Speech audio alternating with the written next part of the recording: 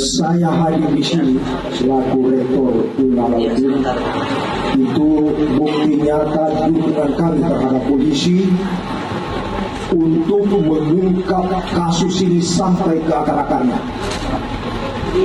Selaku pimpinan tertinggi di Unalaudin selaku rektor, saya marah, saya malu, saya tertampar. Setengah mati kami membangun kampus, membangun reputasi bersama pimpinan. Ini hadir semua, warik 1, warik 2, warik 3, kepala biro. Dengan sekejap dihancurkan. Itulah sebabnya kami mengambil langkah setelah ini jelas. Kedua oknum yang terlibat dari kampus kami langsung kami berhentikan dengan tidak hormat. Terima kasih.